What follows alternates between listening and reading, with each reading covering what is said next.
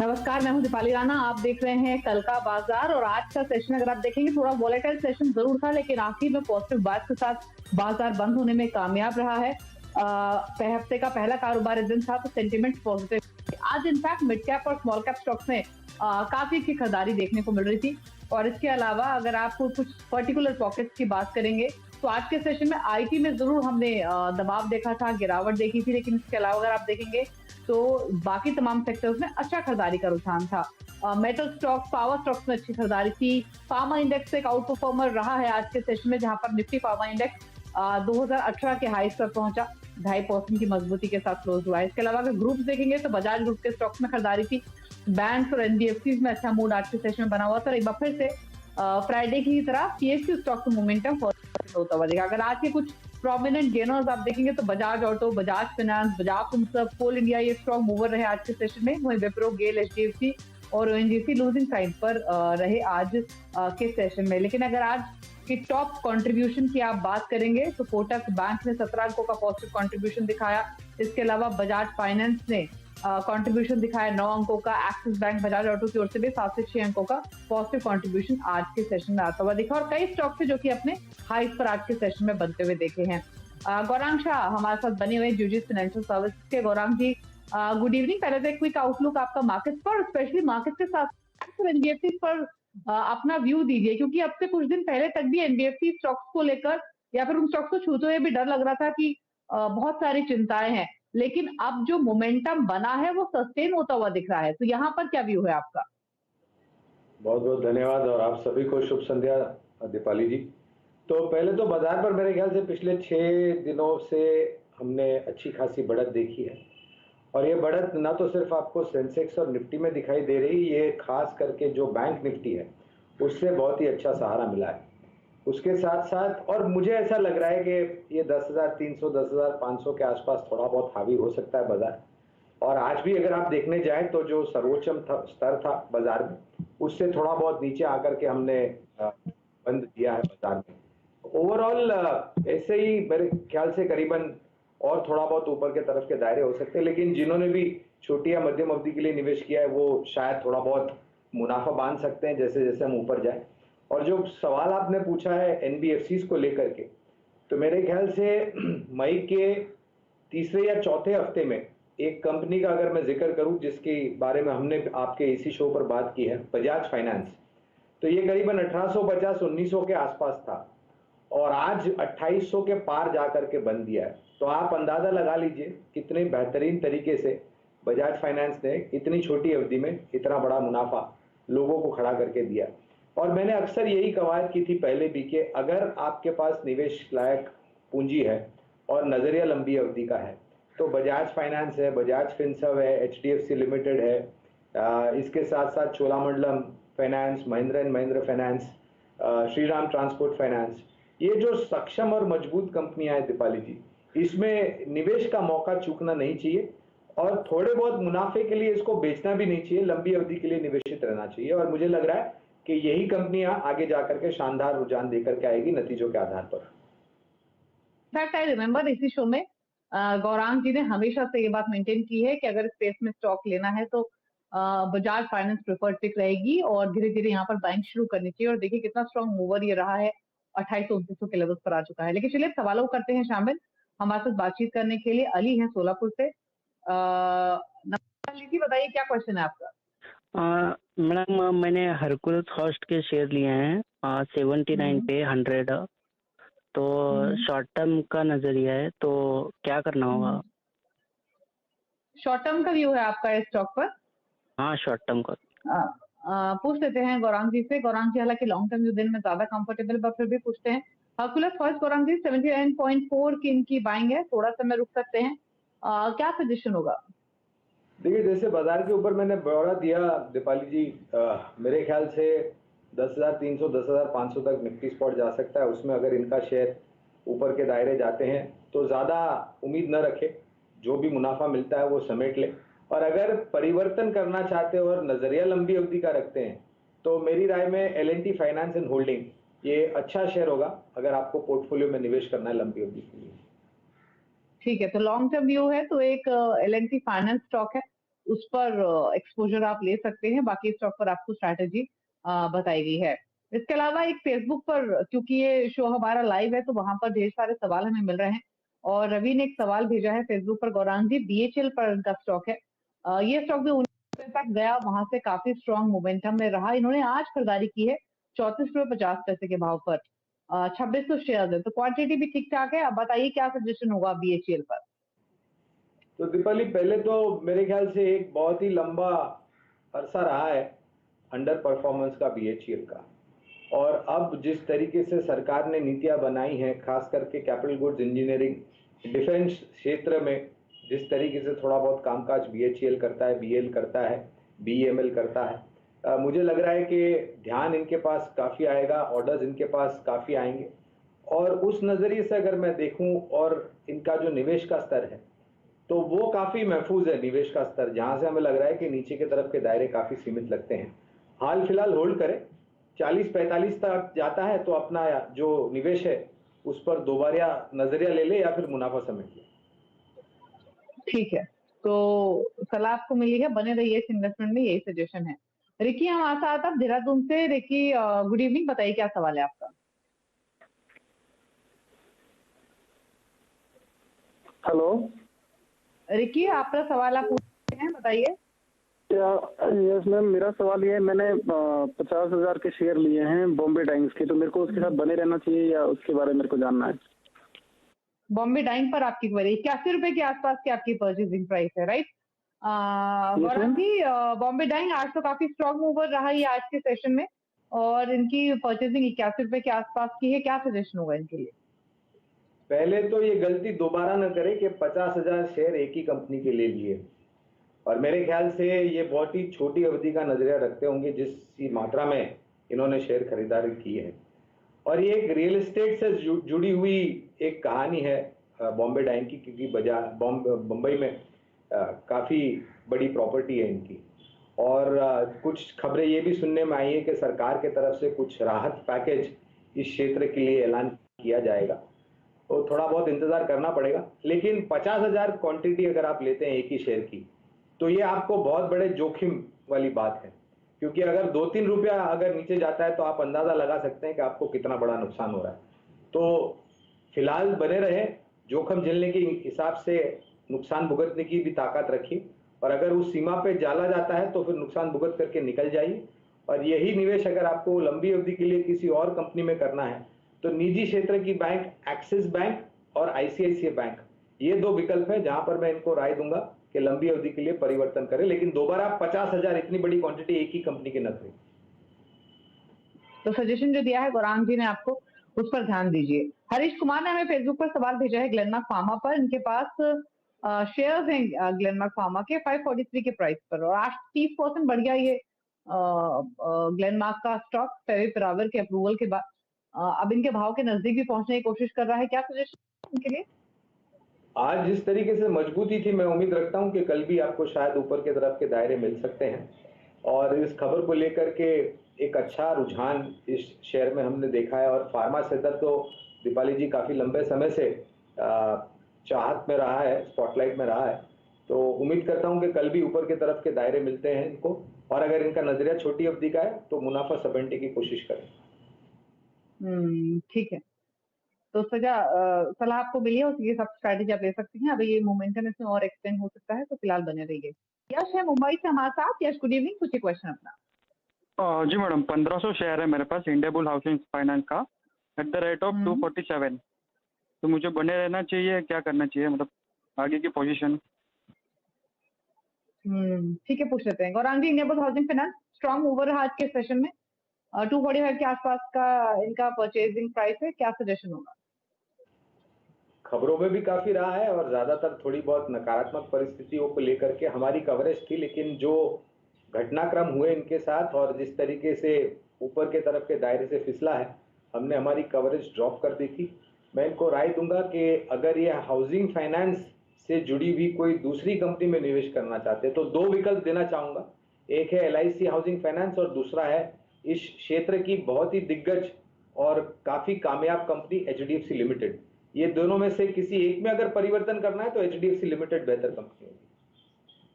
ठीक है, तो सजेशन आपको मिला है एचडीएफसी लिमिटेड एक स्टॉक जहां पर नई पोजीशन भी आप बना सकते हैं। राहुल हमारे साथ फोन लाइन पर अब हैं पुणे से। राहुल गुड इवनिंग, पूछिए क्वेश्चन अपना। Hello, good evening madam. मेरे पास पूछिए सवाल। 500 शेयर है LNT के, 2 से 3 महीने के लिए मैंने। तो एक्चुअली उस पर मुझे राय चाहिए था कि क्या स्टॉप लॉस क्या होना चाहिए उसका।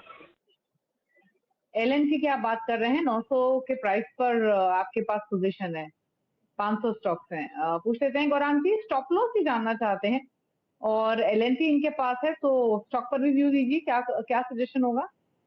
देखिए, लंबी अवधि के लिए तो बहुत ही सकारात्मक सा नजरिया है। 1250-1300 तक के लक्ष्यांक आएंगे। इनका निवेश 900 के आसपास काफी महफूज स्तर है, लेकिन इनके पास 2 या 3 महीने हैं। इतनी छोटी अवधि के लिए हमारे जैसे विशेषज्ञों को, जो बुनियादी तौर पर आकलन करते हैं, बहुत ही मुश्किल होता है इसका जवाब देना, उत्तर देना। लेकिन मैं इनको राय दूंगा कि अगर समय सीमा बढ़ा सकते हैं तो बढ़ा दें। और कैपिटल गुड्स इंजीनियरिंग, जैसे मैं जिक्र कर रहा था, चाइना को लेकर के जो विवाद खड़ा हुआ है, जो स्थानीय रूप में सक्षम भारत बनाने की बात कर रहे हैं प्रधानमंत्री जी, make in India, made in India, तो मुझे उम्मीद है कि स्थानीय रूप में स्थापित कंपनियों को बहुत ज़्यादा फायदा मिल सकता है ऑर्डर के रूप में। तो फिलहाल बने रहें और नीचे के तरफ के दायरे में जो भी जोखिम झेलने की क्षमता आपके पास है, उसके हिसाब से आप अपना स्टॉप लॉस बना करके चलिए, क्योंकि मैं तकनीकी राय नहीं देता। लेकिन ऊपर की तरफ मेरे ख्याल से 935-940 तक जा सकता है, शायद उसके ऊपर भी जाए अगर खबरें सकारात्मक आती है। ठीक है, तो सजेशन आपको दिया गया है। इसके अलावा फेसबुक पर गौरांग जी में ढेर सारे सवाल मिल रहे हैं। प्रफुल्ल कुमार सिन्हा सवाल पूछ रहे हैं इंडियाबुल्स हाउसिंग फाइनेंस पर। तो प्रफुल्ल जी भी थोड़ी देर पहले ही गौरांग जी ने इस सवाल का जवाब दिया। आपकी तो बाइंग भी 166 की है, तो अच्छे प्रॉफिट्स में, शॉर्ट टर्म व्यू है तो प्रॉफिट ले लीजिए और लॉन्ग टर्म के लिए एचडीएफसी लिमिटेड आप चुन सकते हैं। लेकिन एक सवाल आ रहा है हमें इंडिगो पर। मनोज कुमार अग्रवाल हमें सवाल भेज रहे हैं, 1095 के प्राइस इंडिगो के शेयर खरीदे हुए गौरांग जी, जानना चाहते हैं क्या करें। इन्होंने अपने होराइजन तो नहीं बताया, बट अपना आउटलुक आप शेयर कीजिए इंडिगो पर। देखिए, हमारी पहले खरीदारी की राय थी, लेकिन जो माहौल खड़ा हुआ है, जो वातावरण खड़ा हुआ है ये कोविड-19 को लेकर के, और जिस तरीके से ये महामारी चाइना से उभर करके आई है दिल्ली, उसको ध्यान में रखते हुए हमें लग रहा है कि ये उड़ान क्षेत्र एक ऐसा क्षेत्र है जिसको शायद काफी बड़ा खामियाजा भुगतना पड़ेगा, क्योंकि कारोबार को लेकर के पटरी पर लाने के लिए, रनवे पर लाने के लिए काफी लंबा समय लगेगा। और जिस तरीके से पाबंदियां भी हैं, उसको लेकर के मेरे ख्याल से थोड़ा समय और लग सकता है। नतीजों के आधार पर निराशा इस वित्तीय वर्ष की पहली या दूसरी तिमाही में आपको देखने मिलेगी। वो उछाल पर बेचे, और अगर परिवर्तन करना चाहते हैं तो परिवर्तन के रूप में इनको राय दूंगा मैं IRCTC, जो भी एक ट्रैवल रिलेटेड स्टॉक है, वहां पर निवेश करें 90 अवधि के लिए। ठीक है, तो IRCTC में आप निवेश कर सकते हैं उछाल पर, इंटरग्लोब एविएशन से निकलने की सलाह है।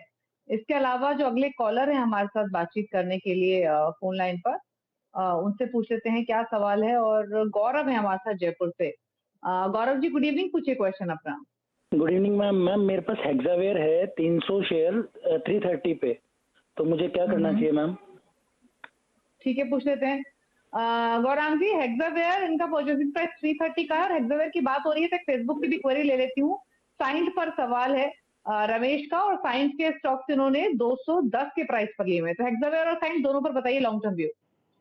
तो पहले तो साइंस पर बने रहे। निवेश जो स्तर पे है वो काफी महफूज है। मिड कैप IT कंपनी, जहां पर नतीजों को लेकर के निराशा थी, कुछ वजहों को लेकर के, लेकिन हमें लग रहा है कि परिवर्तन, और ये H1B वीजा को लेकर के मैं ज्यादा चिंतित नहीं हूँ। ये पहली बार नहीं है कि अमेरिका के ट्विटरपति, राष्ट्रपति जो है ट्रम्प साहब, इन्होंने ऐसा बयान किया है।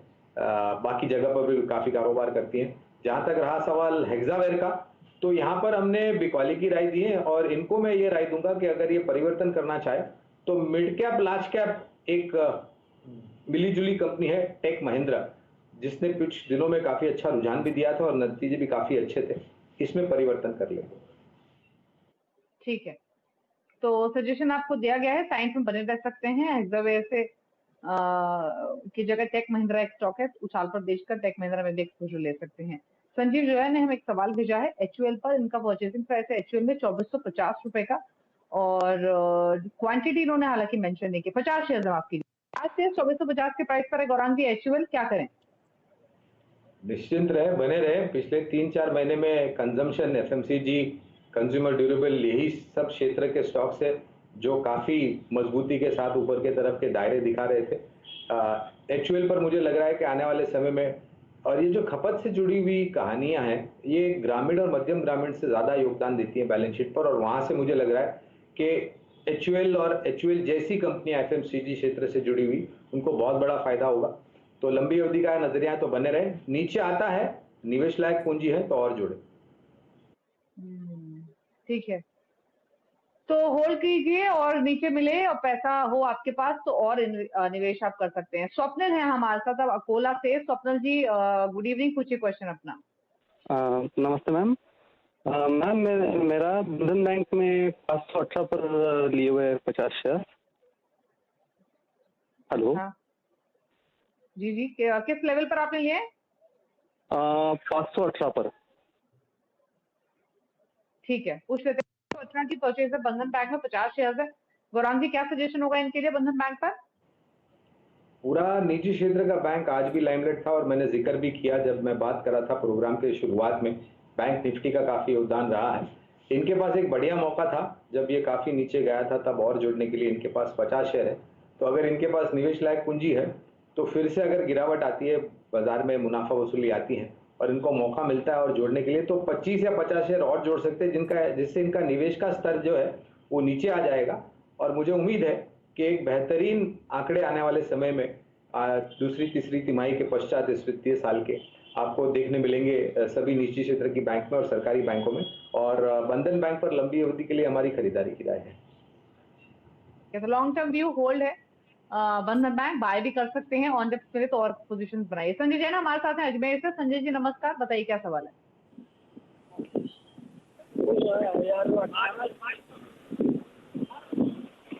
संजय जी सवाल पूछिए अपना। हाँ मैडम, एक मिनट में कार साइड में लगा रहा हूँ मैडम, जरा मैं गाड़ी ड्राइव कर रहा था, साइड में लगा रहा हूँ कार में।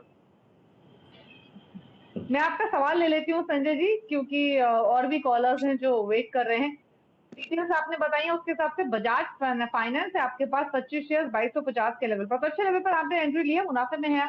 और गौरांग जी ने शो की शुरुआत में इस स्टॉक पर अपना व्यू दिया है, लेकिन फिर भी कोई कमेंट ले लेते हैं। गौरांग जी बजाज फाइनेंस क्या कहना चाहेंगे? 2250 के परचेजिंग प्राइस है।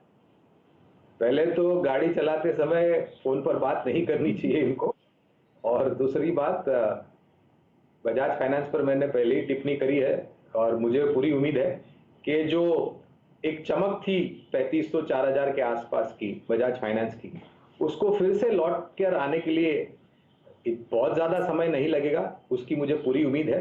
तो अगर जल्दबाजी नहीं है तो बने रहे। ठीक है, तो होल्ड कीजिए। अगर लॉन्ग टर्म व्यू है तो, शॉर्ट टर्म व्यू है तो डेफिनेटली प्रॉफिट ले सकते हैं, बट लॉन्ग टर्म व्यू है तो होल्ड कीजिए। इसके अलावा एक ब्रेक का वक्त हुआ है, ब्रेक के बाद कुछ और क्वेरीज को हम शामिल करेंगे, लेकिन ब्रेक में जाने से पहले बात करते हैं हमारी मुहिम की, जो CNBC आवाज NSE के साथ मिलकर लाया है, और इस मुहिम का नाम है इन्फॉर्म्ड इन्वेस्टर। मकसद इस मुहिम का यही है कि इन्वेस्टर्स को जागरूक करें उनके इन्वेस्टमेंट्स रिलेटेड। यहाँ हमने आपके लिए डूज एंड डोंट्स की एक छोटी सी और एक आसान सी लिस्ट बनाई है। डोंट्स का ख्याल रखकर आप ये जान सकते हैं कि इन्वेस्टमेंट को लेकर जो मिलने वाली टिप्स होती हैं वाकई में भरोसे के लायक हैं या फिर सिर्फ अफवाह या सुनी सुनाई बातें हैं। आप हमेशा टिप्स की सोर्स की जांच पड़ताल करें, जहां से भी आपको इन्फॉर्मेशन मिल रही है किसी स्टॉक के बारे में, तो वो सोर्स आप जरूर चेक कीजिए। टिप्स हमेशा रजिस्टर्ड ब्रोकर या फिर भरोसेमंद न्यूज प्लेटफॉर्म की ओर से आनी चाहिए। जानकारी की तारीख भी आप जरूर चेक कीजिए। टिप को लेकर जल्दबाजी ना करें।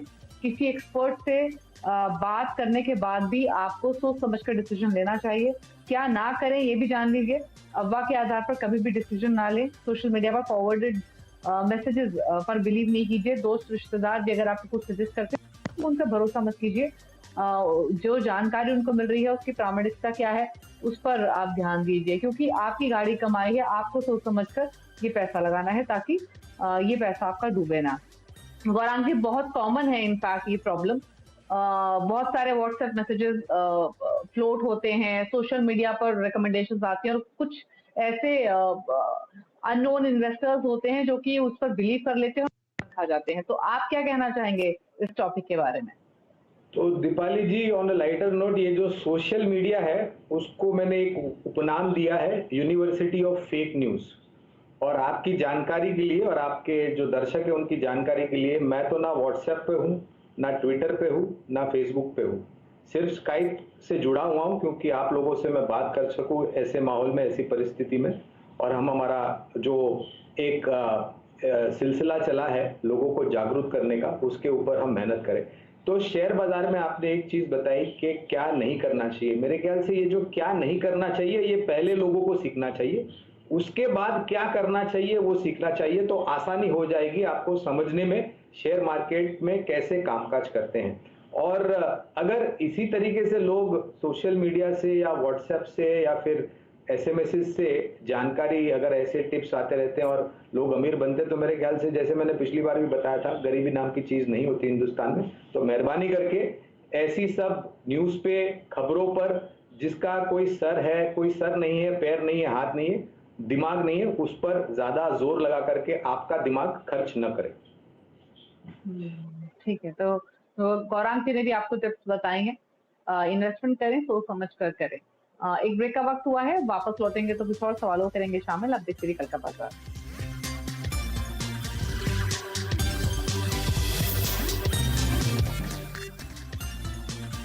आप देख रहे हैं कल का बाजार। गौरांग शाह हमारे साथ बने हुए आपके सभी सवालों के जवाब देने के लिए। क्विकली फेसबुक के कुछ और सवालों को शामिल कर लेते हैं।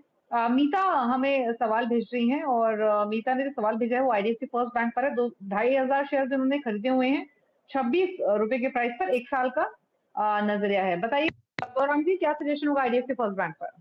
एक छोटी सी निजी क्षेत्र की बैंक जो कि मर्जर के वजह से स्थापित हुई है और यहाँ पर खरीदारी की राय है। और जो बयान मैनेजमेंट ने दिए थे दीपाली जी, कर्ज को लेकर के जो एक बड़ा अकाउंट था उसमें काफी कुछ बदलाव हुआ है और मैं उम्मीद रखता हूं कि, और 7 तिमाही बाद आईडीएफसी फर्स्ट बैंक ने मुनाफा दर्ज किया है, ये एक अच्छी बात है और मैं यही उम्मीद रखता हूं कि आने वाले तिमाही में ये सुधार और भी देखने मिलेगा। बने रहे। ठीक है, क्विकली एक सवाल राजवीर शर्मा का ले लेते हैं। ये चाहते हैं कि इनसे मिस हुआ आरआईएल पीपी में इन्वेस्ट करना, क्या अभी भी निवेश कर सकते हैं या फिर क्या बेहतर लेवल एंट्री लेने का? बाजार में देर हो गई ऐसा कभी नहीं होता है, जब जागो तब सवेरा, बशर्ते कि आप अच्छी कंपनी में निवेश करें और लंबी अवधि के लिए करें। तो रिलायंस पीपी में कीजिए या फिर रिलायंस के शेयर में कीजिए, हमारी तो खरीदारी की कवायद काफी लंबे समय से इस पर रही है। ठीक है, तो इन्वेस्टमेंट कर सकते हैं आरआईएल पीपी में, लेकिन व्यू आपका लॉन्ग टर्म होना चाहिए। चलिए फिलहाल इतने ही सवाल करेंगे शामिल शो में। शुक्रिया गौरांग जी, शो का हिस्सा बनने के लिए। कोई डिस्क्लोजर आपकी ओर से? बहुत बहुत शुक्रिया दीपाली जी आपका। कोई निजी निवेश नहीं है, लेकिन इसी तरीके से राय हम हमारे क्लाइंट्स को देते हैं और आप सभी को शुभ रात्रि हमारे तरफ से। शुक्रिया आपका इस शो का हिस्सा बनने के लिए और सभी कॉल ऐसी क्वेरीज को आंसर करने के लिए। इसी के साथ कल का बाजार में इतना ही। नई खबरों को लगातार अपडेट के लिए सिंधी की आवाज के साथ जुड़े रहिए ट्विटर, फेसबुक और यूट्यूब के जरिए।